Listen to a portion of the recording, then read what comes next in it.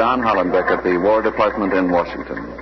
The Secretary of War has just released the following statement this 26th of April, 1865, and I quote it. The War Department has received an unconfirmed report that John Wilkes Booth, the assassin of President Lincoln, is in the vicinity of Port Conway, Virginia. Lieutenant Baker and Colonel Conger, two of the ablest agents of the United States Detective Bureau, have been rushed to Port Conway with a detachment of cavalry. Signed, Edwin M. Stanton, unquote, and end of statement. Port Conway is about 50 miles directly south of the nation's capital in Confederate territory. It's a small town on the north bank of the Rappahannock April 26, 1865. Port Conway has never Wanted, dead or alive, John Wilkes Booth. The most tragic manhunt in the history of the United States approaches its grim climax. CBS takes you back 84 years. The Civil War has ended. President Lincoln has been assassinated. North and South alike, shocked and appalled, wait for the capture of the man who killed him. Wait for the end of a bitter calamity. All things are as they were then, except for one thing. When CBS is there, you are there. You are there. Produced and directed by Robert Louis Cheon, is based on authentic historical fact and quotation. And now, Washington. A corridor in the War Department, and Don Hollenbeck. Today, it may see the capture of the well-known actor who only 12 days ago stole into a box at Ford's Theater here in Washington, fired a ball into the head of President Lincoln, and escaped. John Daly and Ned Calmer are in the area of Port Conway.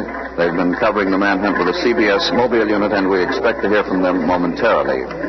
There have been charges that the federal government has been lax in its efforts to capture Booth. Charges that Lincoln's assassination is part of a conspiracy that reaches high into the government. In the face of those charges, Secretary Stanton and the entire War Department are exerting their utmost efforts to end this manhunt, and today may see the break they've been waiting for. Quincy Howe has had a chance to weigh the possibilities inherent in the report that John Wilkes Booth is in Port Conway, so here is Quincy Howe. Let me emphasize first that we have no confirmation yet for the report that John Wilkes Booth is in Port Conway, Virginia. During the past 12 days, we've had rumors that Booth was in Pennsylvania, that he was on board ship going to Europe, that he was in Maryland, in Canada, in Mexico, in fact, practically everywhere on the North American continent. But all these rumors, when nailed down, proved to be false, even fantastic.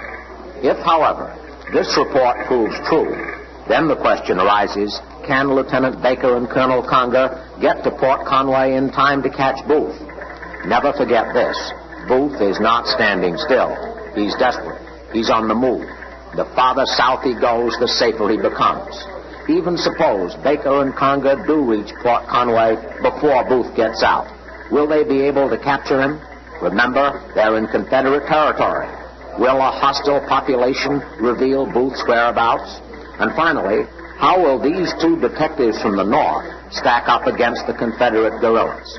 Although General Lee's army surrendered some days ago, many Confederate batteries have not yet stopped fighting. Mosby's brigade, for instance. Just a minute.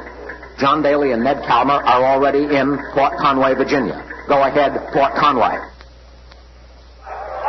This is John Daly. John Wilkes Booth is in this vicinity. He was here in Port Conway yesterday afternoon, may still be here now.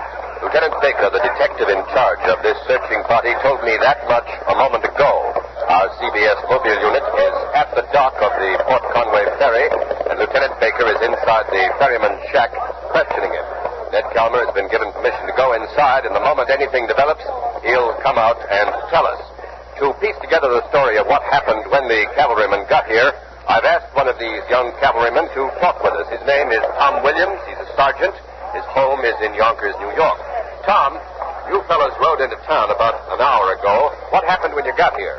Well, as soon as we got in town, Lieutenant Baker and Colonel Conger started asking everybody we passed if they'd seen Booth anywheres around here. Nobody said they did. I don't know whether they were lying or not. But they just kept on stopping and asking people.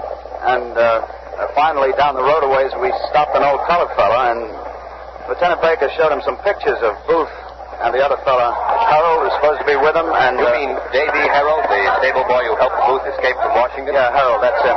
And this old colored fella said he'd seen him and Booth here in Port Conway yesterday. He said Booth stopped and asked him if there was a ferry across the river, and he told him how to find it. Well, when we heard that, we rode up here to the ferry on the double. Well, Tom, what cavalry regiment is this that you're with? We're a detachment from the 16th New York. Did you volunteer for this mission? No, we were detailed. Any particular reason? I guess because we're sharpshooters. Oh, I see. Then are your orders to shoot Booth on sight? No, we'll shoot if we have to, but our orders are to try to take him alive. Do you think you're going to get him, Tom? Sure, we'll get him. Nobody can do what he did and get away with it. Well, Tom, if you fellas do capture Booth, do you think you'll get part of that $100,000 reward? I don't know about that. The only thing is we got to get him, that's all. All right, thank you, Tom. Sure. There's still no word as to what is happening inside that shack where they're questioning the man who runs the ferry. But here beside me now is another man here in Port Conway. He's Mr. Harry Murdoch. Mr. Murdoch, you're not a Virginian. You don't live here in Port Conway, do you? Oh, no, I'm a Yankee from Chicago. How do you happen to be here in Port Conway? Well, I just happened to be in the vicinity, and I heard the report that Booth was supposed to be around here, so I came to scout around. What do you think? Will they find Booth here? Well, I don't know. I really don't know. I have a hunch he's not around here. This whole thing is just another wild rumor. Oh? Yes, I've been trying to tell Lieutenant Baker that, but he won't pay any attention to me. Well, what do you do, Mr. Murdoch? Your occupation? I'm a private detective, Murdoch Bureau of Investigation. I see. 286 Wabash Avenue, Chicago. Yes, well, the government has complained that you private detectives have been giving them false clues and wrong leads to deliberately throw them off Booth's trail. Well, that's not true. Oh, there may be one or two unscrupulous operators in the field, so it's a case of the innocent being condemned to the guilty. Well, I don't suppose, Mr. Murdoch, that with $100,000 reward at stake, you'd mind getting Booth first, would you? Why, sure, that's only natural. But I'm trying to do everything I can to help the government. I'm sincere about this. That's why I've been trying to tell Lieutenant Baker that he won't find Booth in this neck of the woods. Well, Mr. Murdoch, where do you think Booth is hiding? There's no doubt about it. He's over in Lower Maryland. He could hide in that swampland for years, and they'd never find him. Well, if you think Booth is in Maryland, what are you doing here?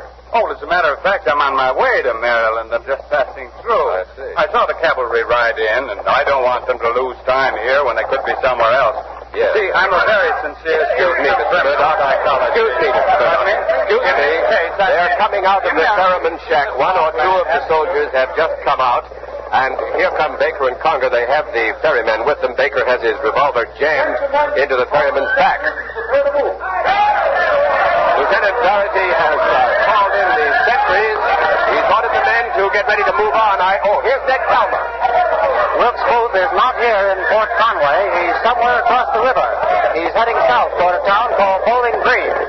The ferryman here, his name is Rollins, took Booth and Harold across the river late yesterday afternoon. The ferryman said that two Confederate soldiers crossed with Booth and Harold, and he said he heard the actor boast to the soldiers that he had assassinated President Lincoln.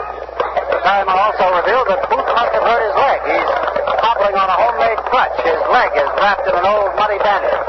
Also, Booth has shaved off his mustache. Lieutenant Baker got this information from the ferryman at the point of a clock. And now the cavalrymen are going to cross the river. They're getting their horses aboard the ferry boat.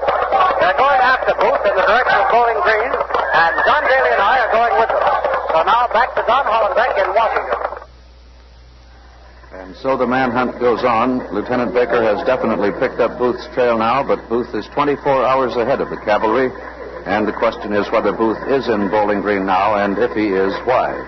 There's perhaps one person in the country who might know the answer to those questions. Doug Edwards is with him in New York, so over to Doug Edwards. I'm in the home of the distinguished actor, Mr. Edwin Booth, here in East 19th Street, New York. Mr. Edwin Booth is a brother of the hunted John Wilkes Booth. Mr. Booth, before any questions are put to you, is there anything you'd like to say? Mr. Edwards, when a nation is overwhelmed with sorrow by a great public calamity, the mention of personal grief would, under ordinary circumstances, be an intrusion. But under those by which I am surrounded, I hope that a word from me will not be so regarded. It has pleased God to lay at the door of my afflicted family. The blood of our deservedly popular president, crushed to earth by this dreadful event, I am sensible that other mourners are in the land. To them, one and all, go forth our deep, unutterable sympathy, our abhorrence and detestation of this most foul and atrocious crime. Mr. Booth, do you know of any special reason why your brother should go to Bowling Green? I don't know, Mr. Edwards. John was very popular wherever he played in the South. He had many friends there. But I know of no reason for him to go to Bowling Green, except the hope that some of his Confederate friends might offer him sanctuary. Mr. Booth, would you tell us something about your brother? Many of us have seen him in the theater, but what is he like off the stage? John was a wild, scatterbrained sort of boy, quite impulsive and theatrical. John is vain, self-conscious, too handsome for his own good, hot-tempered. Yet I've known him to be kind, gentle, full of fun, and I was happy that he was my brother. He was always his mother's darling, and this has crushed her heart and spirit. Mr. Booth, do you have any idea why your brother killed President Lincoln?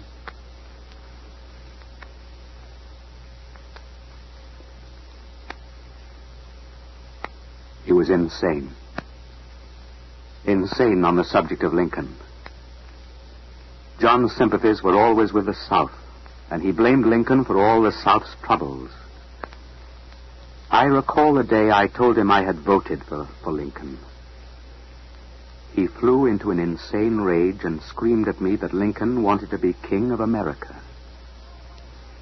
I imagine that the news of Lee's surrender drove his mind beyond the limits of reason. Mr. Booth, somewhere in Virginia, at this very moment, they may be capturing your brother. Have you any comment to make? I am sure that God will not permit him to go unpunished. He is my brother, but it is far better that he be dead than prolong this shame and humiliation by a public trial. Thank you, Mr. Booth. There is something I would like to add, if I may. Yes, Mr. Booth, say anything you like. I would like to say, for my mother and sister and my two remaining brothers and myself, that we pray that our loyalty as citizens will be judged by the record of the past. For our present position, we are not responsible. For the future, I shall carry a heavy heart, an oppressed memory, and a wounded name. Dreadful burdens. To a too welcome grave. Thank you, Mr. Edwin Booth. You mentioned that there are other mourners in the land. Some of them, at this moment, are in Little Falls, New York, waiting for the lonesome train, the train carrying the late President Lincoln to his last resting place in Springfield, Illinois. Ken Roberts has been on that train since it began its sad journey. We take you to him now aboard the lonesome train at Little Falls, New York.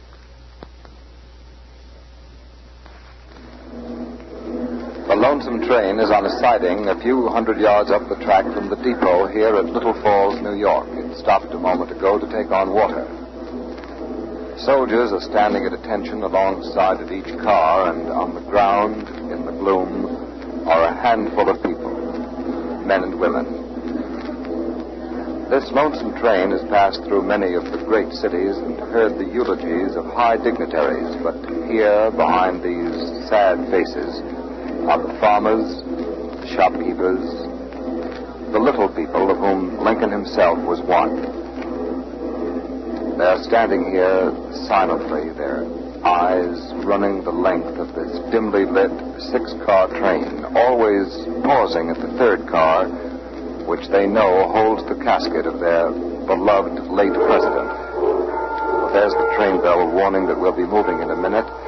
Now the soldiers of the honor guard are climbing back up into the cars, and this funeral train is about to continue its lonesome journey westward. Someone has begun to sing. Spontaneously, simply. It's the battle hymn of the Republic.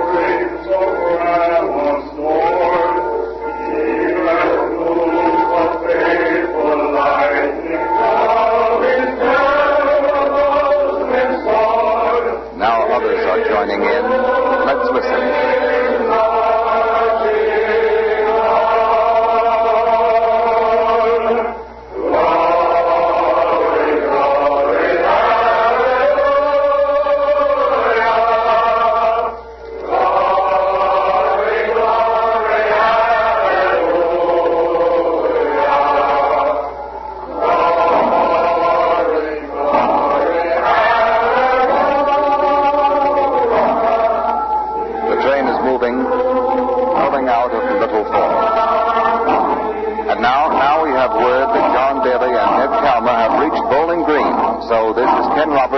To the CBS mobile unit in Virginia.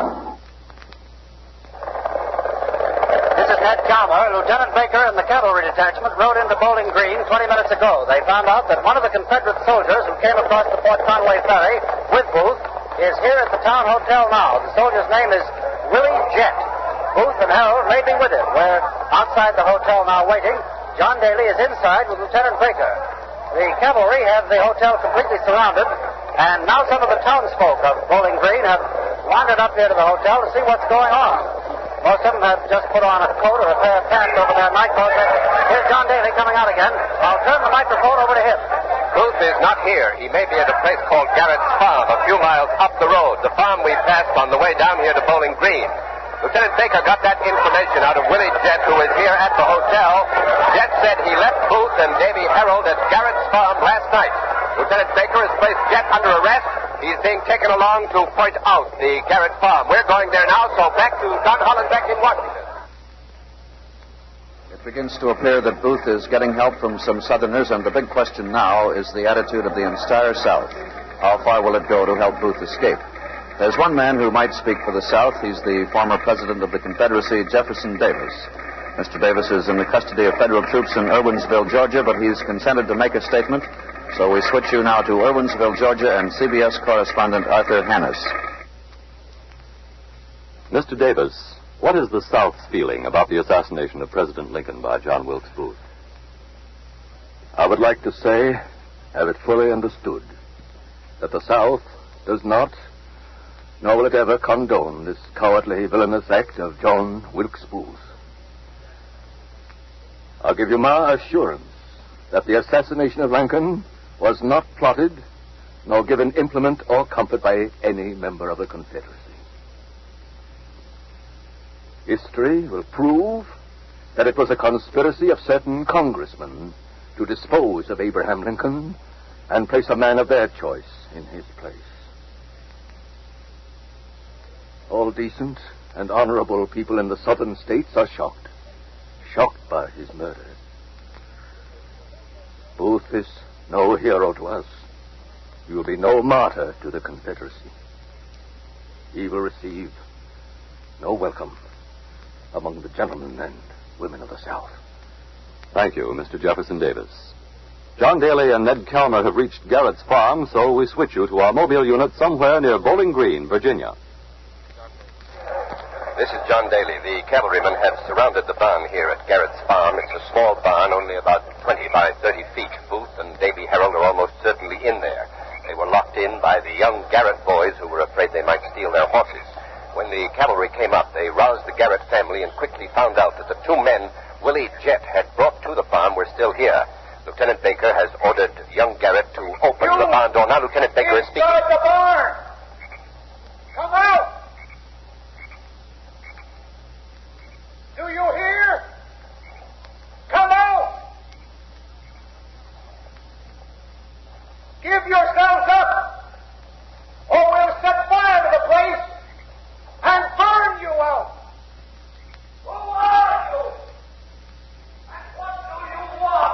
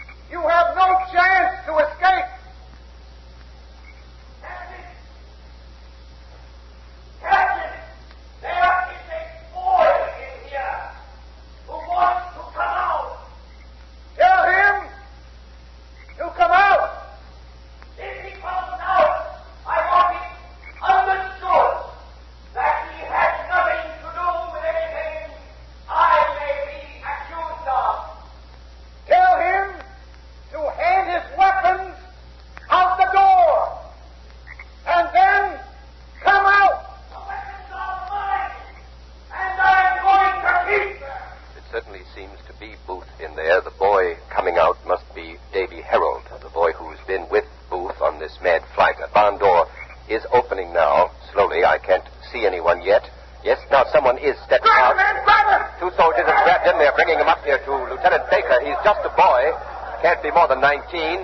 He seems to be giggling strangely and fumbling. Colonel Conger, who is it? Is it Harold? It's Harold, all right. Booth's probably still in the barn. Is Booth in the barn there with you? Yes, but I didn't do nothing. Honest, I always liked Mr. Lincoln's jokes. Honest, I swear I didn't do nothing. Take him over there by the house. If he moves, shoot. Move. As you can hear, Baker is calling into the barn again, and for the first time he has addressed Booth by name. We know you're in there. Come out and surrender. This is a hard situation. I have waited. Give me a chance. Take your men 20 yards away, and I'll come out and fight your homecoming. We didn't come here to fight. We came to take you prisoner. Come out and give yourself up. Give me time. Time to think it over. I'll give you 1 minute. Starting now. Baker has just turned to confer with Colonel Conger. They are evidently going to wait out the minute, all right. Ned Calmer is over on the other side of the barn. Ned, have you anything to report? Just this, John. A little while ago, I talked with Mrs. Garrett and her 2 daughters back at the house, and they told me they didn't know it was Booth who was here. They said, in fact, that when the 2 men came here yesterday with Willie Jett, they gave the false names of Boyd and Herrick. They told the Garretts they were Confederate soldiers on their way home from a Yankee prison camp. And now back to you, John. I can see by my watch that there are about 25 seconds to go now. As yet, there is no sign from the barn as to whether or not Booth is going to surrender. There's no sound at all. He hasn't much time to decide. Just about 15 seconds left, and if he doesn't come out, Lieutenant Baker is going to set fire to the barn, and of course, in that case, John Wilkes Booth will have an even more terrible choice: surrender or burn to death. There's Booth.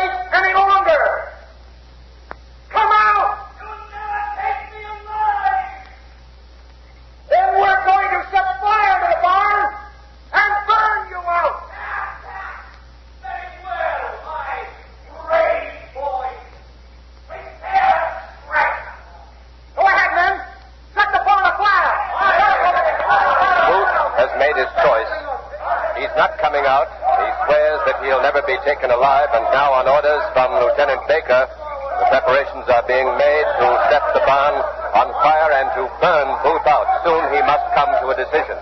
I can see now that the soldiers are beginning to carry straw and brush around to the other side of the barn where Ned Calmer is. So go ahead, Calmer. They're piling the straw at the side and rear of the barn out here, John. The plan is evidently to set the barn ablaze at the back, and that would drive Booth out through the front door.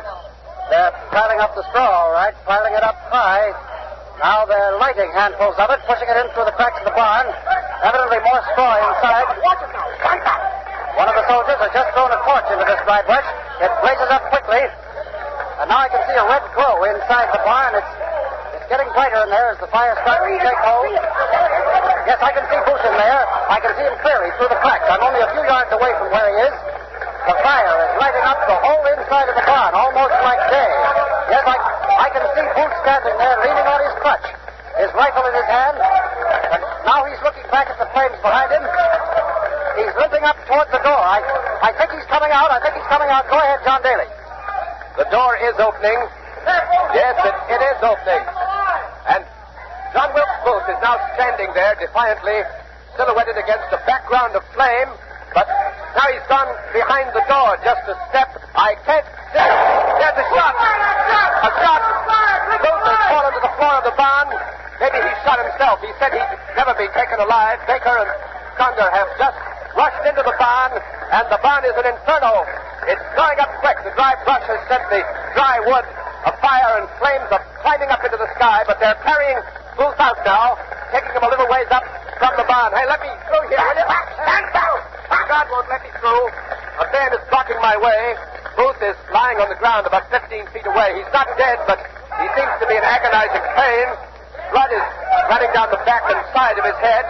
Baker and Conger are bending over him. His lips are moving. He's having difficulty breathing. And now Lieutenant Baker has gotten up. He's coming over this way. Lieutenant Baker! Hey, Lieutenant Baker! How bad is Booth? He's dying. We can't save him. Joe, get the cart over here. Lieutenant, I saw his lips move. What did he say? He said, "Tell my mother I died for my country." He was shot in the head, wasn't he? Yes, behind the ear. And almost the identical spot he shot Lincoln. But was he shot by one of your men, or did he shoot himself? I don't know. That's what I'm going to try to find out now. All right, Joe. Wait a minute. Wait a minute, Lieutenant. Are you certain that it's really Booth? Of course it's Booth. Harold said Booth was in the barn with them. Besides, I've identified him positively. Well, you just heard Lieutenant Baker say, without qualification of any kind, that the dying man is John Wilkes Booth. No one around here seems to be very happy. There's no anger, no spirit of revenge. There just seems to be a sense of a grim job that had to be done. April 26, 1865. John Wilkes Booth, the man who shot Lincoln, is captured and dies. You have been listening to The Capture of John Wilkes Booth, another broadcast in the series You Are There, produced and directed by Robert Louis Cheon. The Capture of John Wilkes Booth was written by J. Franklin Jones. Edwin Booth was played by Richard Waring, John Wilkes Booth by Stott Scotsworth, and the cast included John Sylvester, Raymond Edward Johnson, Charles Webster, Matt Crowley, Guy Sorrell, James Dobson, and others. Next week, January 7th, 49 B.C., Caesar at the Rubicon. You are there. Tonight, the hit Parade on Parade comes marching to CBS to take over the Jack Benny spot for the summer. The Hit Parade on Parade brings you specially modernized versions of the highlights of the Hit Parade's outstanding programs of the past. This is CBS, the Columbia Broadcasting System.